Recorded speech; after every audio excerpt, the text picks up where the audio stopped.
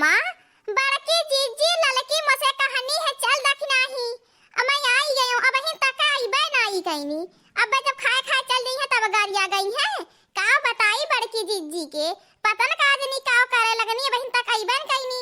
अब बरती है खाए न चाल है न खाए खाए चल गई है तब का गाड़ी गाई जाई। देखत तो है देख नहीं बड़की तो कैसो कैसो तिराबो कइल, लड़की का बहिन नहीं कहीं पता ठिकाना, पता का जनी का करे लागल कैसे गाई जाए। यह लड़की है बड़की तो कहावे नहीं तब गाई जाला और लड़की बहन ले आईबन कइल। बड़की जीजी अब का बैठे बैठे सोचती हूं अब तो लड़की आई गइल, अब शुरू करब गरियाई जाए बरती हमन के। अब जब कुल खाए खाए चल गई है तब का गाइब। लेहे के मम्मी के यही राता ले गही राता ले हमारे पापा बिछावे जाल उलट के फेंके जाल पलट के फेंके जाल चली आओ मछलिया राजा दरबार चली आओ मछलिया राजा दरबार चली आओ मछलिया राजा दरबार चली आओ मछलिया राजा दरबार चली आओ। मधी के फुआ के हीरा ताले गहीरा ताले हमारे फुफ्फा बिछावे जाल उलट के फेंके जाल पलट के फेंके जाल चली आओ मछलिया राजा दरबार चली आओ मछलिया राजा दरबार चली आओ मछलिया राजा दरबार चली आओ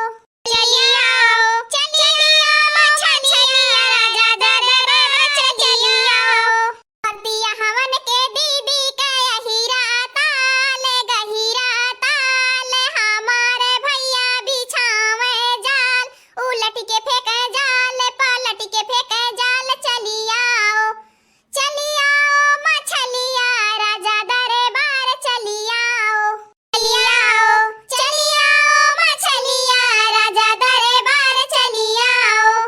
सब्जी बनी है रसेदार समाधि साले संभल के खाना सब्जी बनी है रसेदार समाधि साले संभल के खाना सब्जी बनी है रसेदार समाधि साले संभल के खाना सब्जी बनी है रसेदार समाधि साले संभल के खाना।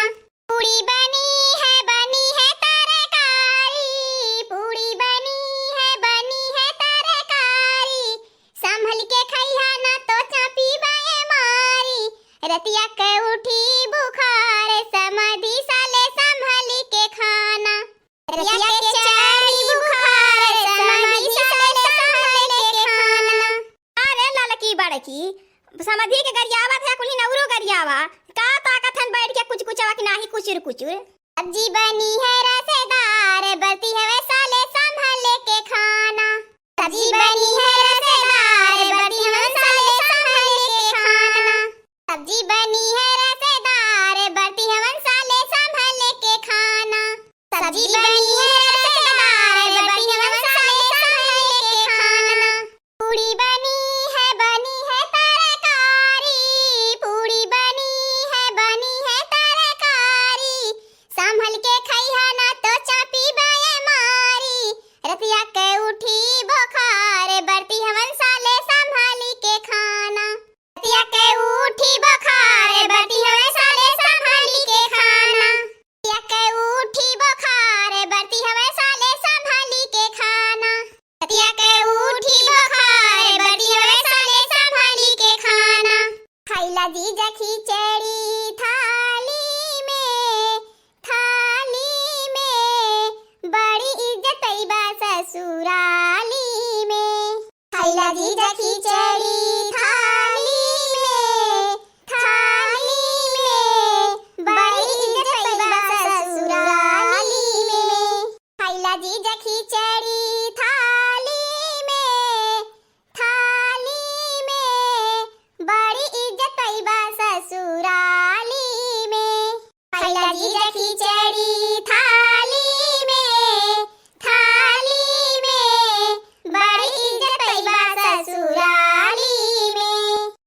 खिचड़ी खइबा तो नेगे बड़ा पैबा, नेगे बड़ा पैबा हो नेगे बड़ा पैबा।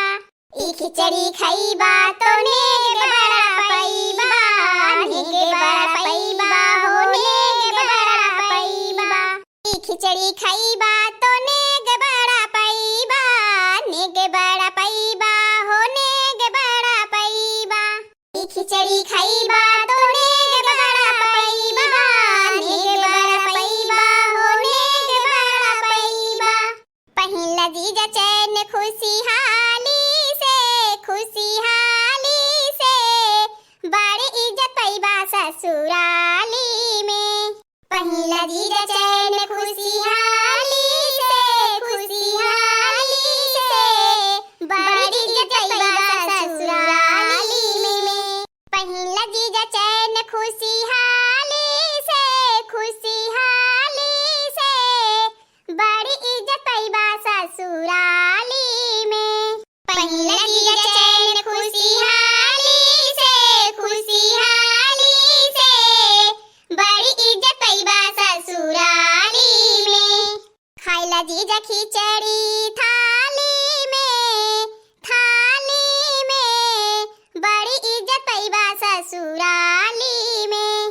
खाइला जीजा खिचड़ी थाली में, थाली में बड़ी इज्जत पैबा ससुराली में। ई खिचड़ी खइबा तो नेगे बड़ा पैबा, नेगे बड़ा पैबा हो नेगे बड़ा पैबा।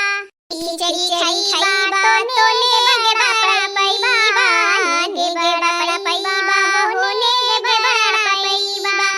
पहिला जीजा अंगूठी खुशहाली से, खुशहाली से बड़ी इज्जत पैबा ससुराली में। पहिला जीजा अंगूठी खुशहाली से, खुशहाली से बड़ी इज्जत पैबा ससुराली में। पहिला जीजा अंगूठी खुशहाली से, खुशहाली से बड़ी इज्जत पैबा ससुराली में। पहिला जीजा अंगूठी खुशहाली से, खुशहाली से बड़ी इज्जत पैबा ससुराली में। पहिला जीजा खिचड़ी थाली में, थाली में बड़ी इज्जत पैबा ससुराली में। पहिला जीजा खिचड़ी थाली में, थाली में बड़ी इज्जत पैबा ससुराली में। हाँ दोस्तों, हमारी गारी गीत आप लोगों को कैसी लगी कमेंट में लिखकर भेजें। और हाँ दोस्तों, हमारे चैनल को सब्सक्राइब करें। बुलबुल जी हमें कमेंट की है, उनका बहुत बहुत धन्यवाद। अगला कमेंट कृष्ण यादव जी का है, उनका भी बहुत बहुत धन्यवाद। अगला कमेंट कालिका प्रसाद यादव एवं अमन जी का है, उनका भी बहुत बहुत धन्यवाद। अगला कमेंट हिमांशु कुमार जी का है, उनका भी बहुत बहुत धन्यवाद। हाँ दोस्तों, इसी प्रकार आप लोग हमें अपना प्यार दुलार स्नेह आशीर्वाद देते रहें और हमारे कार्टून कॉमेडी वीडियो का आनंद लेते रहें। और हाँ दोस्तों, हमारे चैनल को सब्सक्राइब करें, लाइक करें और ज्यादा से ज्यादा शेयर करें, बेल आइकन को दबाएं। और हाँ, हमारे चैनल को सब्सक्राइब करना तो बिल्कुल मत भूलिएगा। हमारे चैनल का नाम अवधपुरी कार्टून है। और हाँ दोस्तों, हमारा कार्टून कॉमेडी वीडियो देखने के लिए आप सभी को धन्यवाद।